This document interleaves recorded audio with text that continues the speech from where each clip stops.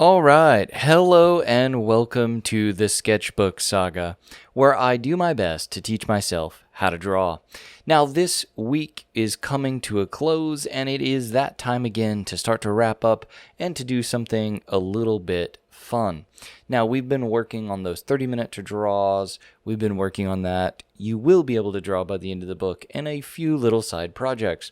And this is one of those side projects where I go out to YouTube and I take a video and I try to execute a drawing video just from the internet, right? This particular video is from LethalChrisDrawing. I think he does a really good job at explaining what he's doing and why he's doing it. Are there a lot of instructions? No.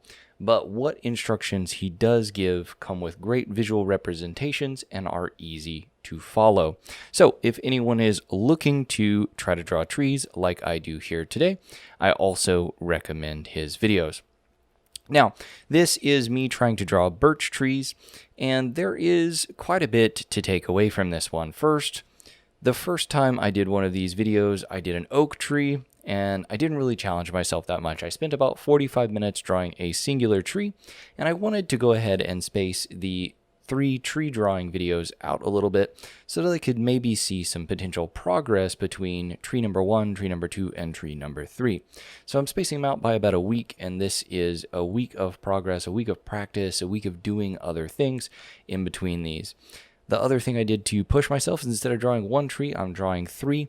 And then I'm giving myself just the hour to do it, so I am kind of pushing my time and ensuring that I'm moving quickly throughout this process.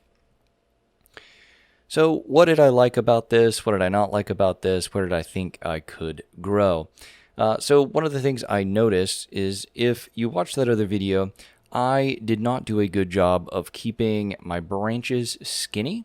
I didn't do a good job of keeping them parallel. So right now on the screen, you're going to see in this far left tree, there's a couple areas towards the tips or the end of some of the branches that kind of look like there's little bananas up there.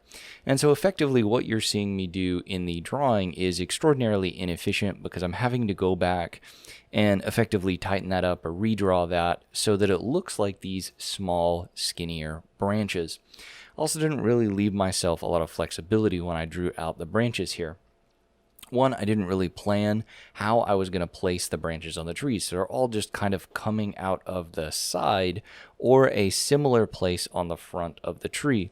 I didn't really plan for some of them to come out the back, the front, etc. And so the tree looks a little one-dimensional because of that. There could have been more planning involved in that, and then there could have been some tighter branches. Also, if I would have just put the impression of a few of the branches on there and then added some of the drop-offs onto the tips, I think it would have looked a little more organic and natural. You also see where a few of the trees are kind of stair-stepped in how big they are. They have these kind of bigger trunks. They then have one drop down to a different size and then another one towards the top instead of this kind of gradual decline in the size that you might see in a natural tree.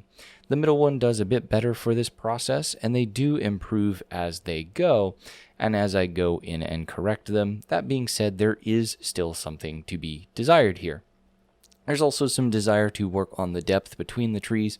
So which trees in the foreground, which trees in the background, you can only kind of tell that based on where I've placed them on the ground, but you can't really tell that based on the interactions between the trees themselves, and that's something I really want to work on. In fact, you see one of the branches from a tree in the back overlapping with one of the branches from the tree in the front, somewhat kind of causing a bit of a disconnect in that process. Now, it doesn't necessarily mean that that couldn't occur, but it does mean it's harder. Now, where I think I was successful here, the texture in the bark actually looks pretty good to me. The overall shading looks pretty good to me, and you clearly can tell that these are birch trees. You've got the high contrast white in the front. You've got the high contrast black in the back and on the shading of the trees. I also think that while my version of these leaves didn't look quite exactly the same, they did a really good job at conveying the effect.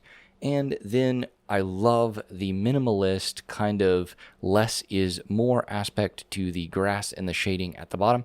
I think it has a strong and stark effect, and I think it was really fun to do. Sometimes less is more, and sometimes you can complete a drawing with a lot of good impressions and a lot of good impact without over detailing. And that's something I've been really working on, and something I really enjoyed in this particular drawing. Overall, I was really happy with it. I hope that you got something out of this. If there are any questions you have about my thought process during this particular drawing that I didn't cover, things that I think I might or might not have learned, or if you just have any feedback for me, please feel free to leave that in the comments below, and I will answer every single one of them. Until next time, thank you very much for watching.